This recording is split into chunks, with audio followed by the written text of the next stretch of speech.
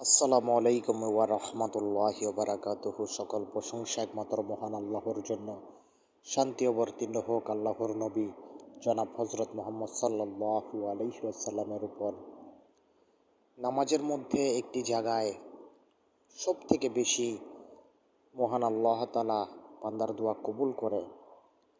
হাদিসে পাওয়া যায় আল্লাহর নবী জনাব হজরত মুহাম্মদ সাল্লাল্লাহু আলাইহি ওয়াসাল্লাম বলেছেন, বান্দা যখন সেজদায় থাকে তখন আল্লাহর সব থেকে নিকটবর্তী হয় এবং তখন তোমরা বেশি বেশি দোয়া করো, কারণ ওইখানে দোয়া কবুল হওয়ার সম্ভাবনা খুব বেশি।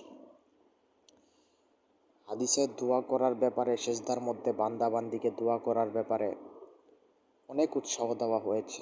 এখন সেজদায় আপনি কোন ভাষায় দোয়া করবেন? ফরজ নামাজ বাদে যত সুন্নত নফল নামাজ রয়েছে সকল নামাজের সেজদায় আপনি কোরআন এবং হাদিসের যে দোয়াগুলো আছে সেগুলো যদি আপনি আরবি পারেন পড়বেন, আর কেউ যদি আরবি দোয়া না পারে সে বাংলায় নিজের মনের ভাষায় আল্লাহর কাছে চাইবে। যেমন, আল্লাহ আমার বিয়ের ব্যবস্থা করে দেন, আল্লাহ আপনি আমাকে একটা ভালো চাকরির ব্যবস্থা করে দেন, আল্লাহ আমার অর্থের প্রয়োজন, আল্লাহ আমাকে সাহায্য করেন। এভাবে আপনি আল্লাহর কাছে মন খুলে আল্লাহর কাছে চাইতে পারবেন।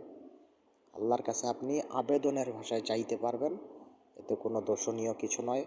আল্লাহু আলাম। আসসালামু আলাইকুম।